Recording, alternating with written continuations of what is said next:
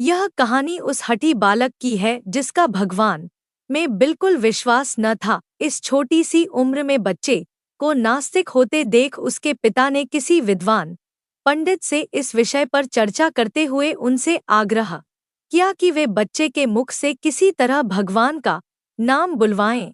पिता के आग्रह पर पंडित जी ने उनके घर पर पाठ पूजा का आयोजन किया। पूरे 3 दिनों तक घर पर पूजा होती रही, किंतु बच्चे ने स्वयं को कमरे में बंद कर लिया और सबके बुलाने पर भी बाहर नहीं आया। पंडित जी ने पूजा पाठ को संपन्न किया और घर पर ही बच्चे के बाहर आने का इंतजार करने लगे।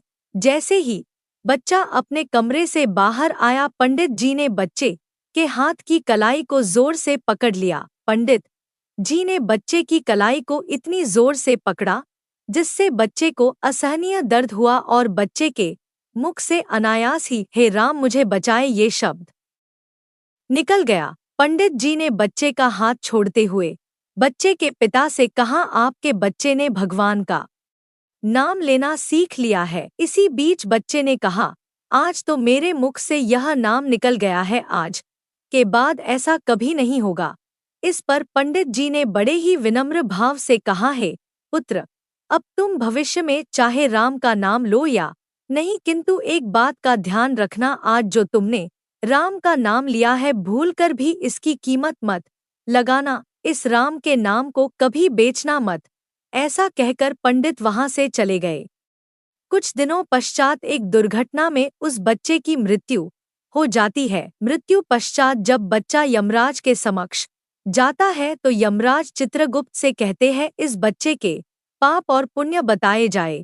चित्रगुप्त ने कहा, है यमदेव, इस बच्चे ने कभी भगवान का नाम नहीं लिया, किंतु एक बार विपत्ति की घड़ी में राम का नाम लिया है, किंतु इसका क्या पुण्य इसे मिलना चाहिए यह मुझे नहीं दिखाई दे रहा। यमराज ने कहा, एक बार भगवान राम का नाम इस बच्चे ने लिया है, किंतु यह हमें भी समझ नहीं आ रहा कि इसका क्या फल बच्चे को दिया जाए। तब यमराज ने बच्चे से कहा, तुमने सिर्फ एक बार राम का नाम लिया है, हम यह निर्णय तुम पर ही छोड़ते हैं, इसके बदले तुम्हें क्या चाहिए बोलो।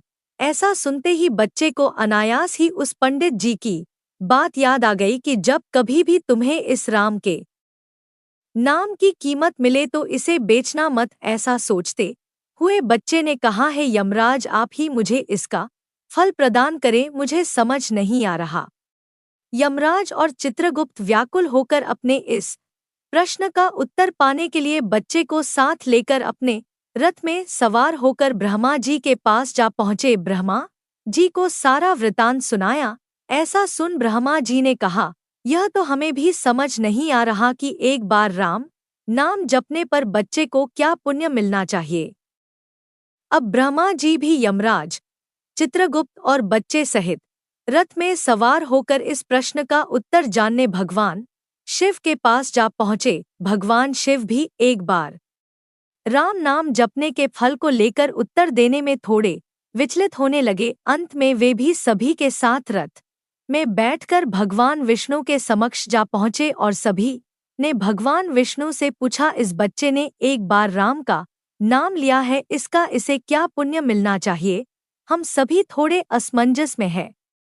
ऐसा सुन भगवान विष्णु के मुख पर हल्की मुस्कान आने लगी और मुस्कान के साथ बोले, इस बच्चे ने एक बार राम का नाम लिया और इसके बदले में इसे ब्रह्मा विष्णु महेश के साक्षात दर्शन हो गए। इससे अधिक पुण्य इस जीवन में और भला क्या हो सकता है।